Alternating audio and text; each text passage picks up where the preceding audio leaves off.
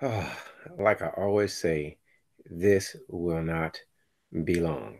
And yesterday, uh, in California, was the voting day, and I've heard. Well, I'm always listening to people, so people say a lot of things. But among a lot of people that I know, I heard the argument: "Hey, go out there and vote. Let's get out there and let's vote." Um, and the voting argument I've heard the most is, well, our ancestors are the people that came before us. Um, they they fought for the right to vote. So a lot of people, they feel that they're doing their civic duty, their social duty, and they go out to vote. So I want to ask some questions. For anybody who knows, I love to ask questions. So how I see voting is different than how most people see voting. I think is that people want to be free. You have the right to vote or not. And I will always say, um, if you want something to happen, you have to take every action that you can take. So if you feel that your vote is going to make a difference, if you feel that, because really we can't get deep into the system, we can hope that it works, but you're just another voice in a cacophony of voices. So I will always tell people, if you feel that your vote is going to make a change, to go vote. However, should you vote? Now that's the question I think people don't think about. And I think a lot of people don't think about political ignorance. You vote, but you don't know what you're voting for or who you're voting for. Um, Now, that's one thing I don't hear people really discussing and dialoguing. You see, I'm gonna go on a ramble, then I may go deep. You see all these candidates. What do you know about them? You just know they're part of a party, and most people, sorry to say, are politically ignorant. If you ask them what the Constitution is, they understand it, the basic preamble. But if you ask them what is it for, they go, well, I guess it's to tell us what to do. For what? Then you say, what are the amendments? And most people are extremely ignorant on that. So it's amazing to me how many people um, they love to go to the ballot. But if you say, what was Proposition 1? What was Proposition 6? Even though they have a voter's guide, they don't know. When somebody's going for city council, most people go, I'm about to go in and say some crazy stuff. Most people don't know anything about the person. And it's usually nepotism or some type of relation that makes them vote for them. Let me say something. Yeah, I voted for Obama. Why did I vote for Obama when I did? Because he was a brother. Oh, he looked like a brother. So that tells you something. I don't know anything about him. I didn't know. I learned more about Obama from the news than I knew about the man that I voted for. I don't now. All we can when you read, it could be righteous or it could be liable. We don't know. So a lot of times you're voting out of ignorance, and I think that's just what most people don't know. And I'm not ever telling somebody not to vote. However, I'm not going to tell somebody what you need to do. You got to do what's right for you. And I made a video a little while ago that uh, don't complain about something you're not willing to take action with. And I think that when you go vote, how many of the people that you're voting for actually represent you? Now, they're your representative, of course, but did you have an input in them getting on the ballot? Did you have an input on who is on the ballot? And that's what people don't really think about. They don't think about, and that's really what I was trying to say, even with the earlier video. It wasn't that I'm for or against voting, because I think people should do what's right for them. And you see, I'm wearing a shirt that says vote.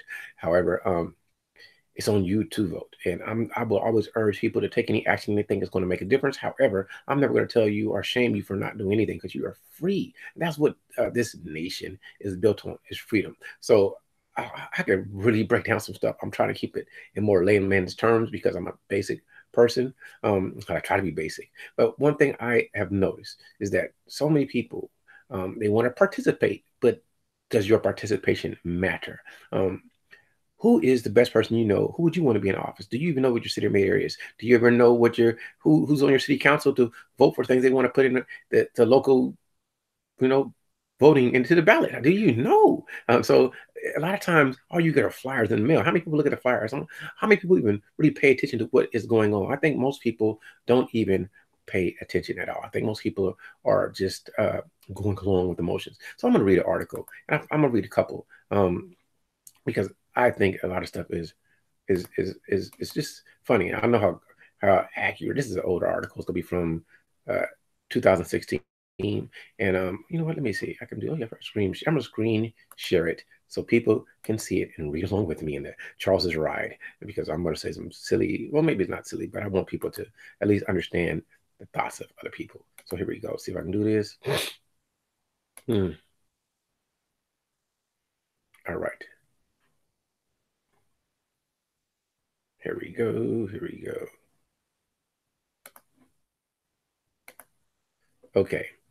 Now, hopefully everybody can see it. And this is the article is from um, Aya Salman, and this is from November 8th, 2016. This is not peer reviewed. I just looked it up and it was interesting. So I wanted to show it. And it says, time to start taking political ignorance seriously. Even more than most others, the awful 2006 election cycle has highlighted the dangers of political ignorance. Data has long shown that voter ignorance is widespread on both sides of the political spectrum. A high percentage of the public is often ignorant of even very basic information, such as which party controls Congress, which officials are responsible for which issues, and how the federal government spends our tax money. And I think most people don't even know what Congress is, like as House of Representatives and the Senate. But a lot of people say you have the Congress and the Senate. I'm like, no, you have the House of Representatives and you have the Senate.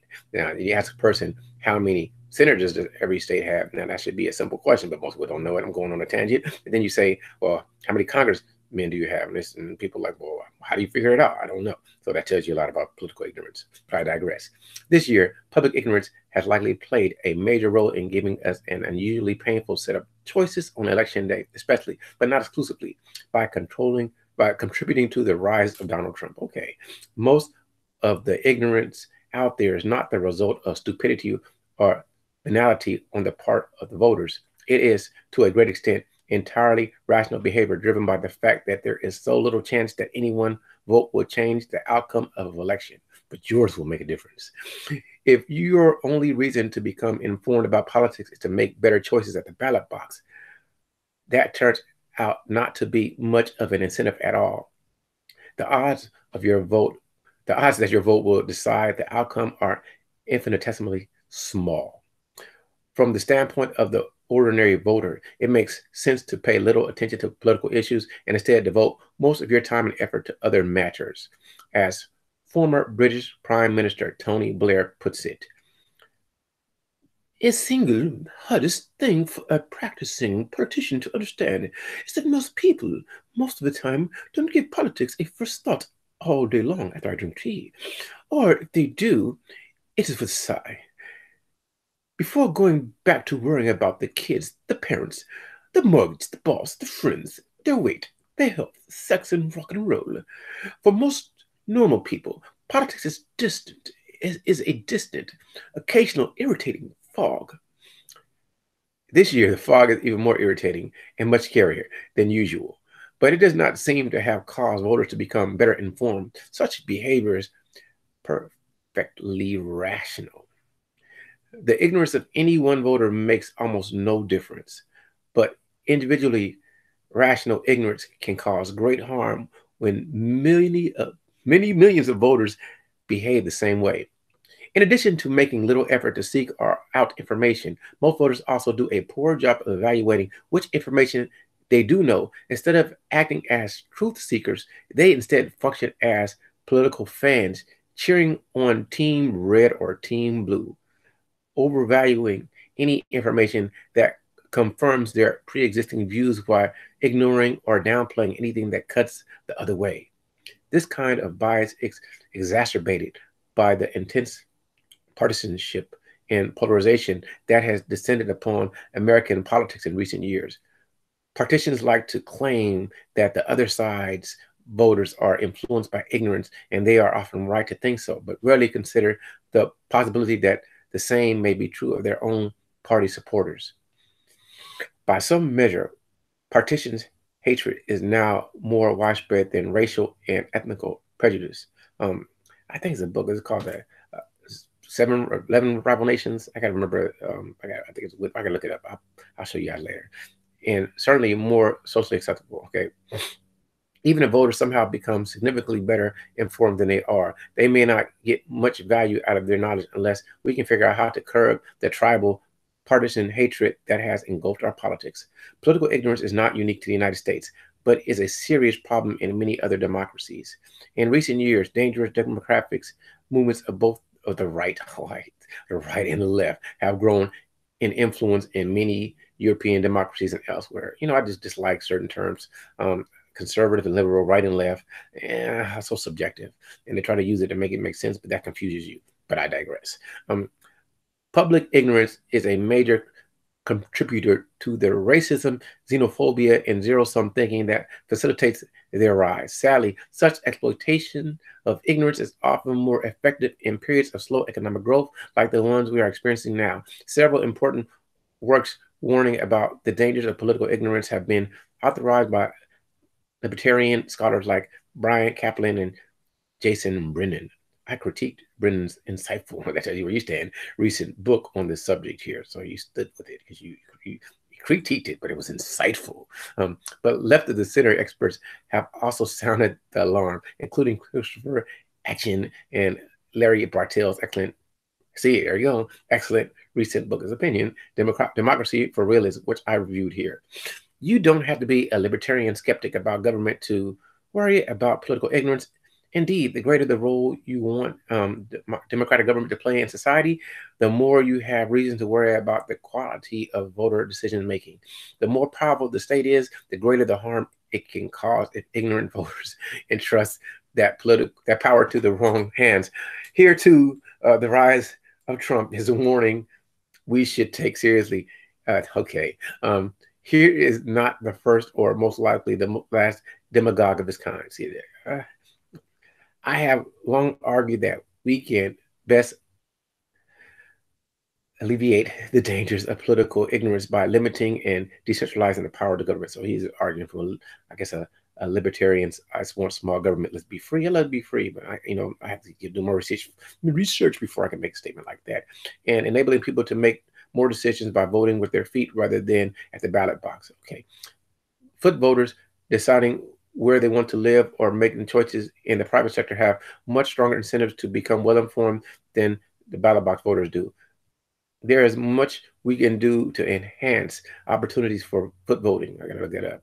What do you mean, not voting or voting? I don't know what foot voting is. Somebody tell me in the chat when I go look at it. Particularly among the poor and disadvantaged. Limiting and decentralizing government power could also reduce the enormous scope and complexity of the modern state, which makes it virtually impossible for voters to keep track of more than a small fraction of its activities. But I am open to considering a variety of other possible strategies for addressing the problem, including voter educational initiatives and sorting, directly incentivizing citizens to increase their knowledge, among others. Perhaps the best approach is a combine of different measures, not relying on some one silver bullet. Sorry, I get stupid. I start laughing. Large-scale reforms effort aside, there are a number of things individual voters can do to become better informed and less biased. I am not optimistic that very many will actually do so, but even modest incremental progress might help somewhat. In this post, my purpose is not to prove that my preferred solution is the best, but to urge you to take the problem of public ignorance more seriously and to recognize that it goes deeper than just the shortcomings of your political adversaries of the moment. Voter ignorance, one of the most important weaknesses of the modern democratic government. Oh, he's made a statement, but not voter ignorance, one of the most, okay. If we do not erect better safeguards against it, the situation can easily get even worse, even more worse, or even worse, or even more worse than it has already become. See, I'm sorry, it's just my way I look at things. Like, what are you talking about? Write better. Okay, and I'm going to read another one if you guys care. The chances that your vote will decide the election. And who wrote this? This is from the Slate. I don't know what stands they are, if it's biased or not, but I'm trying to put in Google. I should have went to Google Scholar. I've learned that from some people. Go to Google Scholar and see if it's peer review. But this is all opinion, so it's just opinion, so it doesn't really matter. But what are your chances that what are the chances your vote matters? A state-by-state ranking of how likely it is that your vote swings the election, but you should still vote. Now, if you look at it, okay, the red means 1 in a million, and the yellow means 1 in a trillion. So in these states right here, it's 1 in a trillion chance for your vote. I don't know how accurate it is, but in the red states, 1 in a million. So, but no, Nevada, New Mexico, Colorado, Florida, what is this? North Carolina, Virginia, Maine, Michigan, Wisconsin, and this other one. I said Wisconsin. Minnesota. Oh boy. But anyway, let's read it. Voters. I said, yeah, Montana, Minnesota. I don't know. I can look it up. I know this is North Dakota. Yeah, that's what it is. Or, yeah. Okay. Voters are heading to the polls tomorrow, and many of them are taking off work or forgoing other activities to vote. So now is a good time to double check. Is it rational to vote? And by extension, was it worth your while to pay attention to whatever the candidate and party leaders have been saying for the last year or so? I mean, you asked me who was on the ballot, but I don't know. That's what that person was saying. With the chance of casting a decisive vote being comparable to the chance of winning the lottery, what is to gain from being a good citizen and casting your vote? Joel, shut up.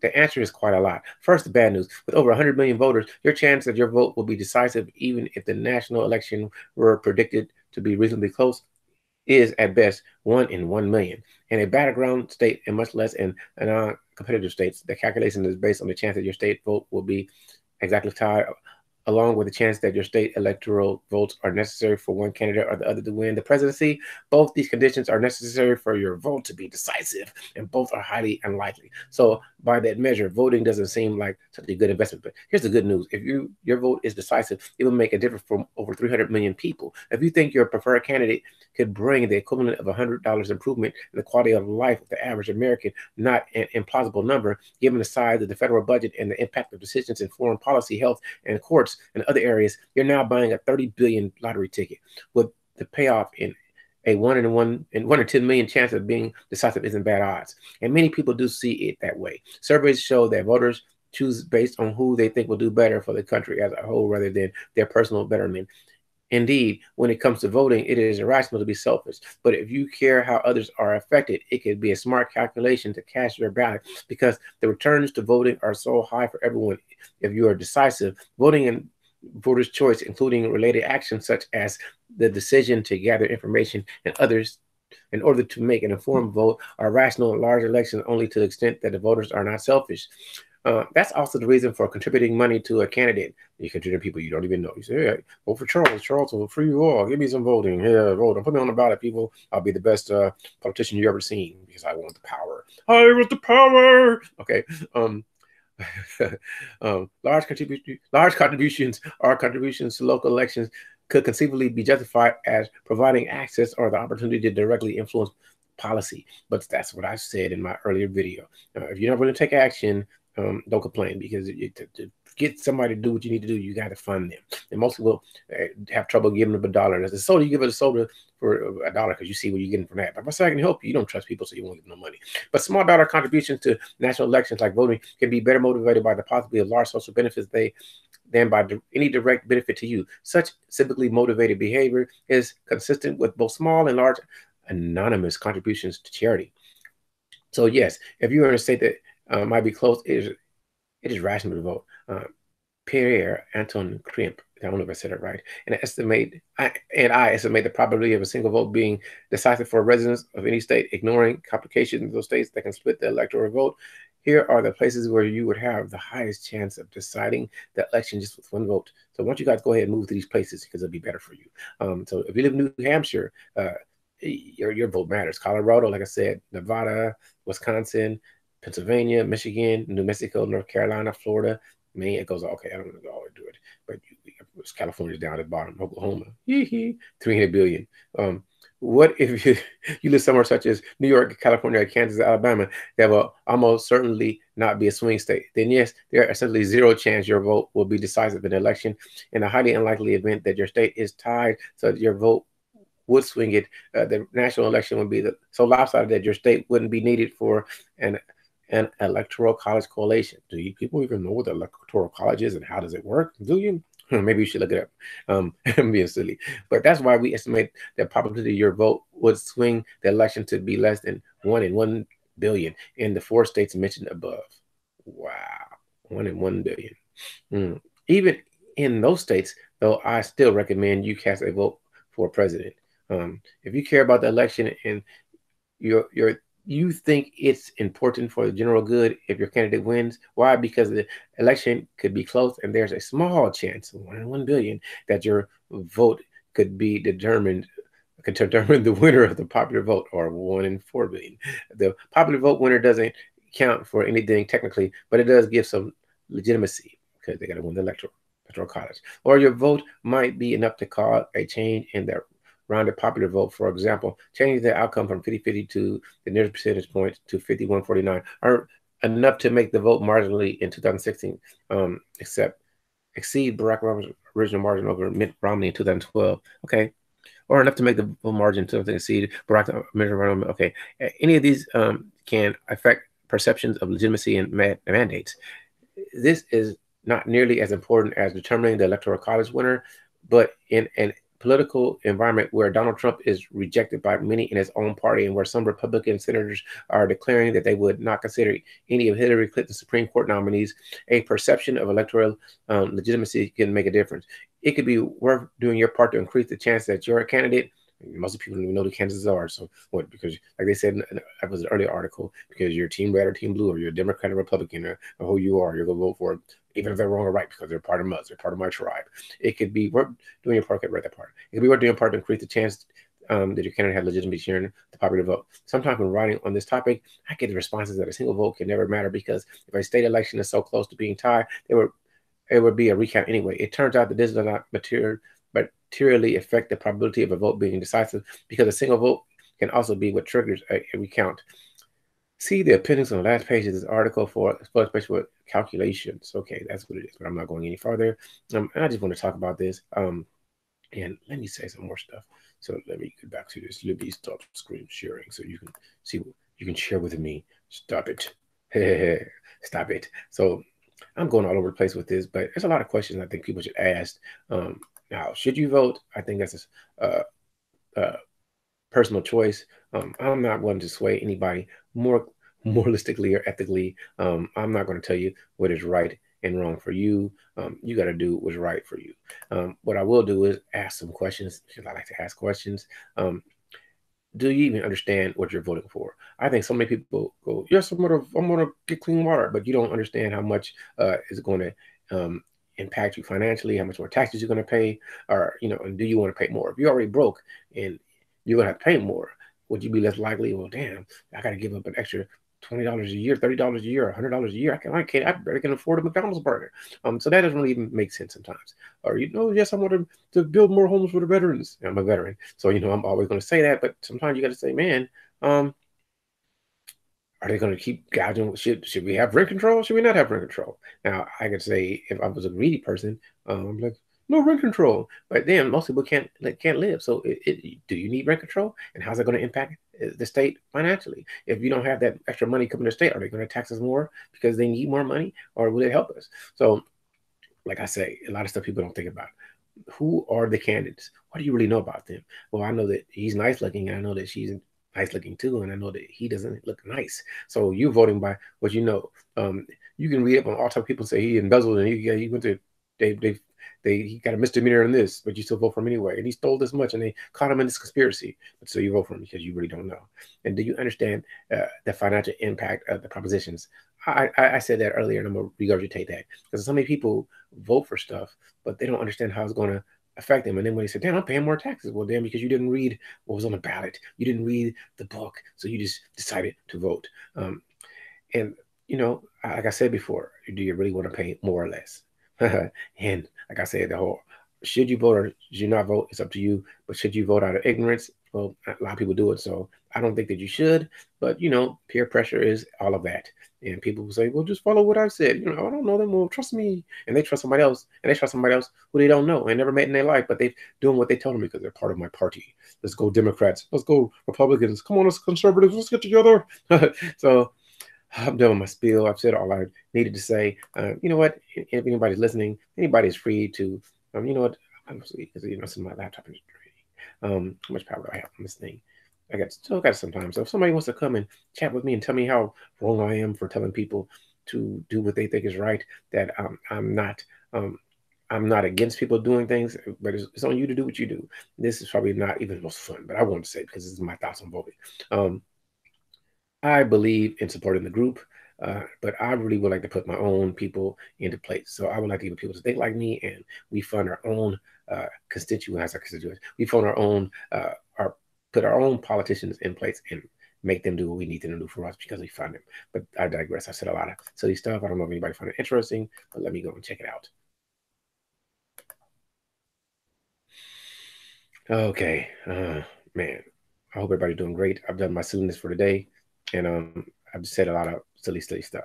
Okay, Veda Asaki, salutations to you.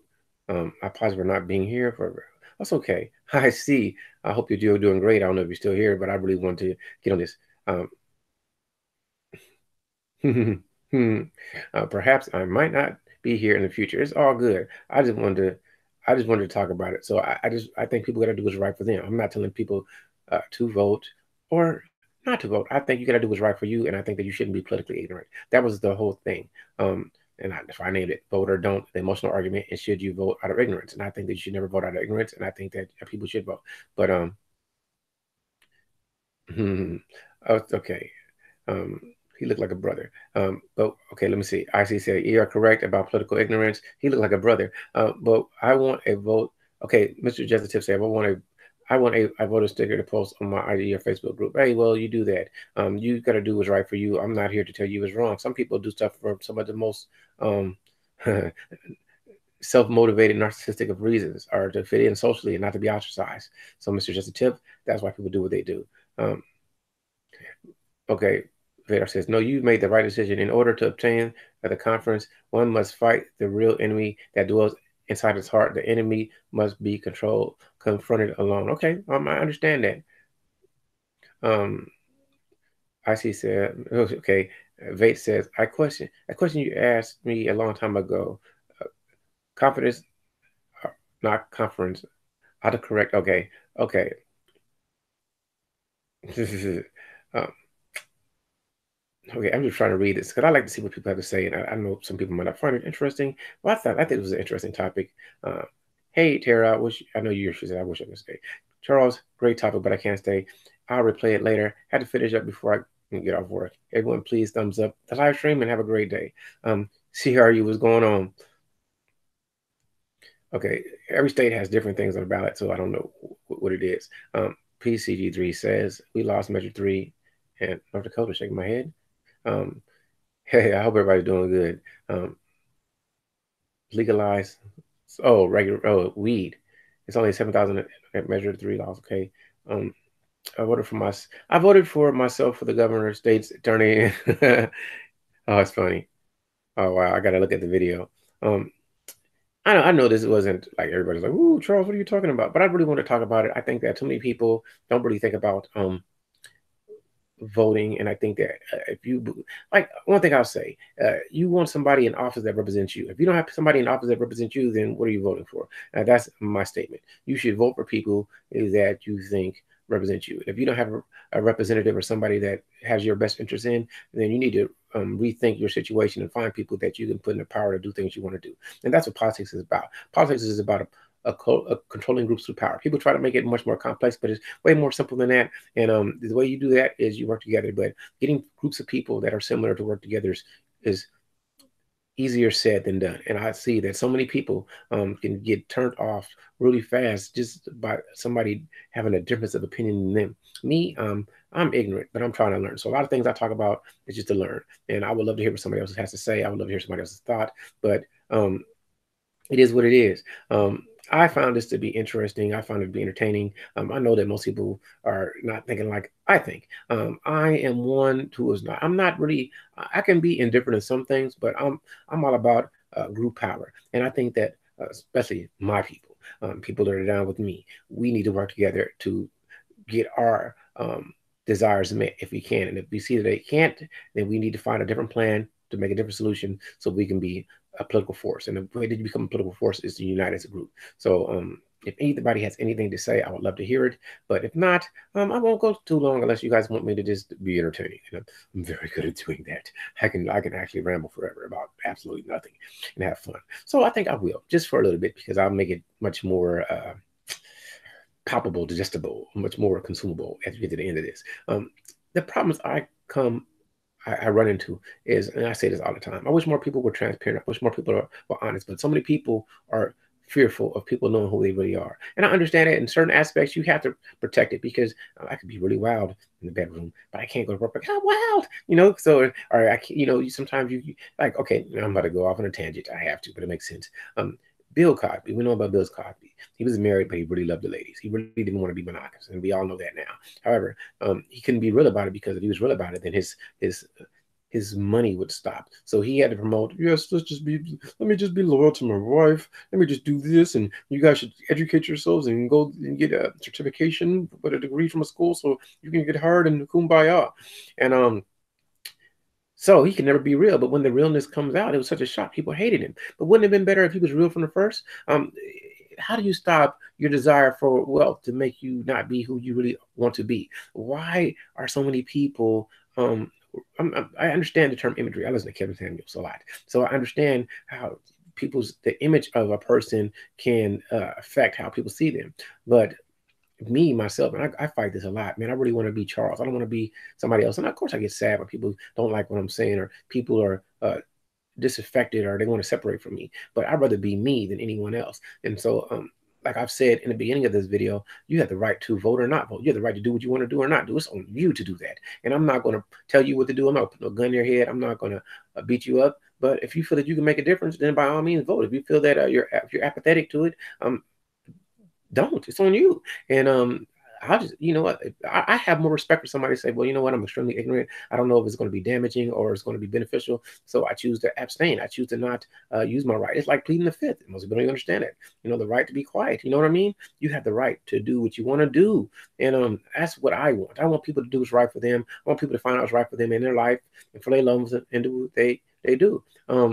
Me, I have a mother that's a little older, and she likes to go to the ballot and does it. And I told her she needs to start voting for male, so I think she's going to. But I don't have a problem take my mom and letting her feel like she's doing her civic duty and seeing all her friends that are in there, and it makes her feel great. And I'm all for making people feel great because I love people. So anyway, I've wasted a lot of you people's time. I really appreciate you all. For anybody who liked what I said, maybe you learned something, maybe you don't. And I know it's past election day, but I did it because I wanted to, and I had to.